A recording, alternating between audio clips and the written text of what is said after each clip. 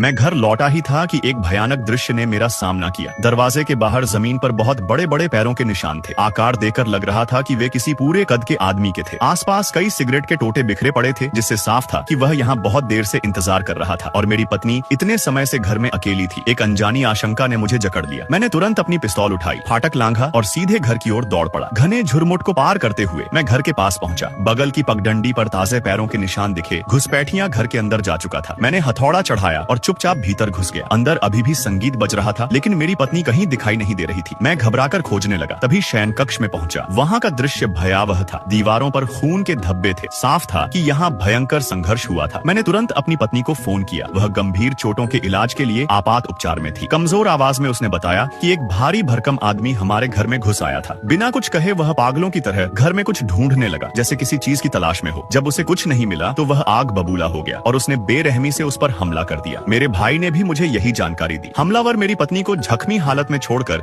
एक हरी टैक्सी में भाग गया। मैंने मन ही मन कसम खाई कि उस आदमी को ढूंढ कर रहूंगा। अगले दिन मैं शहर भर में गाड़ी चलाता रहा उस हरी टैक्सी की तलाश में। जल्द ही एक गली में वह मुझे दिख गई। मैंने तुरंत कुछ नहीं किया, बस दरवाजे पर लिखी कंपनी का नाम नोट कर लिया। उसी शाम मैं टैक्सी कंपनी पहुंचा और मदद मांगने का नाटक किया। जैसे ही कर्मचारी ने दरवाजा खोला, मैंने फुर्ती से स्टॉकिंग्स पहन ली। दरवाजा खुलते ही मैंने उसे बंदूक की नोक पर अंदर धकेल दिया। फिर मैंने सारे ड्राइविंग रिकॉर्ड खंगाल डाले। मुझे एक गाड़ी मिली। वह मेरी घर वापसी से पहले मेरे घर के बाहर रुकी थी। ड्राइवर एक युवक था, नाम था लियो। मैंने उसकी फाइल निकाली और तस्वीर ध्यान से देखी। ऑफिस को उलट पुलट कर दिया ताकि यह एक साधारण चोरी लगे। अगली सुबह तड़के मैं कंपनी के बाहर इंतजार करता रहा और देखा कि लियो अपनी ड्यूटी शुरू कर रहा है। मैं तुरंत उसके पीछे लग गया। वह सवारियों के इंतजार में एक जगह रुका। मैं तेजी से उसके पास गया, किसी जरूरी काम का बहाना बनाया और टैक्सी में बैठ गया। थोड़ी देर बाद मैंने पिस्तौल निकाली और ध्यान खींचने के लिए पार्टीशन पर हल्की सी ठकठकी। बंदूक देखते ही लियो का चेहरा पीला पड़ गया। मैंने उससे 3 दिन पहले मेरे घर तक की सवारी का पूरा ब्यौरा देने को कहा। वह लंबी दूरी की सवारी थी, इसलिए उसे साफ याद थी। यात्री एक भारी भरकम चौड़े कंधों वाला आदमी था, जो सीधे हवाई अड्डे से आया था और उसकी गाड़ी में बैठा था। उसने एस्टेट का पता दिया और वहाँ ले जाने को कहा। पहुँचने पर उसने उसे फाटक के बाहर इंतजार करने को कहा और अकेला अंदर चला गया। करीब 1 घंटे बाद वह बाहर निकला और उसे फिर हवाई अड्डे ले चलने को कहा। लियो जो कुछ जानता था सब बता दिया और रहम की भीख मांगने लगा। लेकिन मैंने बंदूक उठाई, उसके सिर पर निशाना साधा और बिना हिचक ट्रिगर दबा दिया।